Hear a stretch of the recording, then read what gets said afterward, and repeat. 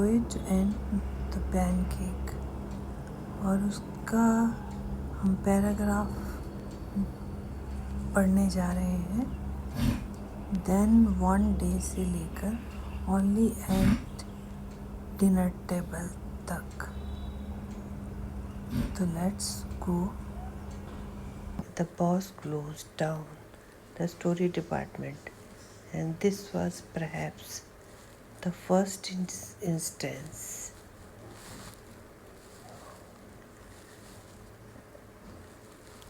in all human history where a lawyer lost his job because the poet were asked to go home.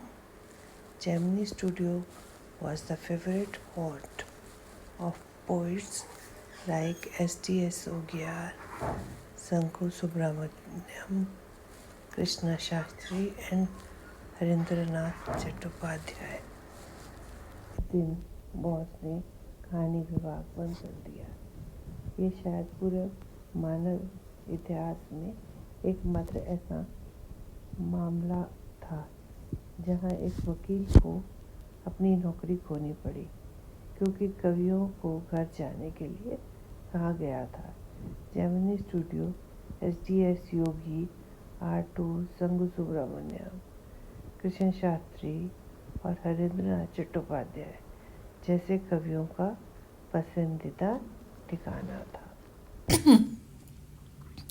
It had an excellent mess which supplied good coffee at all time of day and for the most part of the night. Those were the days when Congress rule meant prohibition, and meeting over a cup of coffee was rather satisfying entertainment, barring the office boys and a couple of clerks.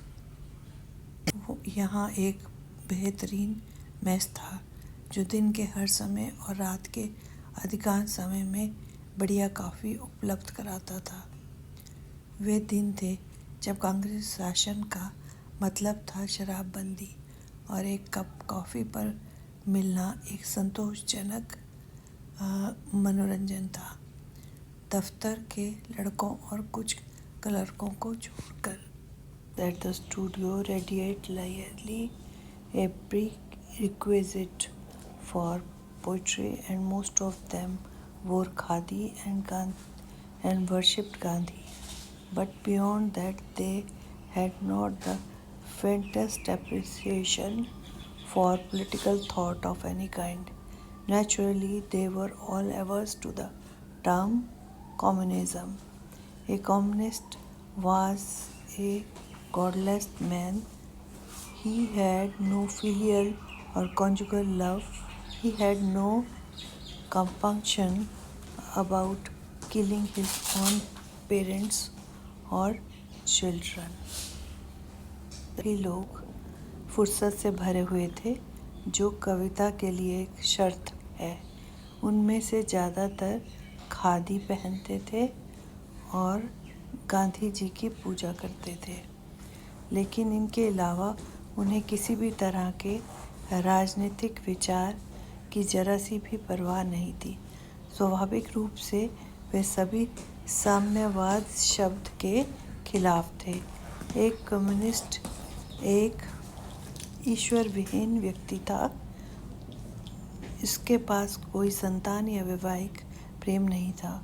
उसे अपने माता पिता या अपने बच्चों को मारने में कोई संकोच नहीं था। Woodman moral rearmament army, some 200 strong, visited Madras sometime in 1952. They could not have found a warmer host in India than the Gemini Studio. Some were called the group an international circus. They weren't very good on trapeze, and their acquaintance with animals was only at dinner table. Man की नैतिक बहाली शस्त्रीकरण सेना लगभग 200 strong 1952 में मद्रास का दौरा किया तो उन्हें भारत में जेमिनी स्टूडियो से बेहतर कोई संस्थान नहीं मिल सका। किसी ने ग्रुप को इंटरनेशनल सर्कस कहा।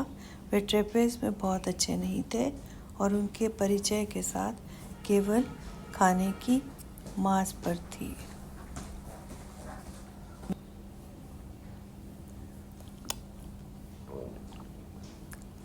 He was always out. He was always out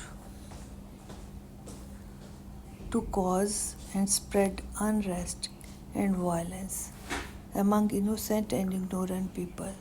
Such notions, which prevailed everywhere else in South India at that time also, naturally floated about vaguely among khadi-clad poets of Gemini Studio. Evidence of it was soon forthcoming. वह हमेशा मासूम और अज्ञानी लोगों के बीच अशांति और हिंसा फैलाने को तत्पर रहता था। ऐसी धारणाएं जो उस समय दक्षिण भारत में हर जगह प्रचलित थी, स्वाभाविक रूप से जेमिनी स्टूडियो के खादी वस्त्रधारी कवियों के बीच भी अस्पष्ट रूप से तैरती रही। इसके प्रमाण जल्द ही सामने आने वाले थे।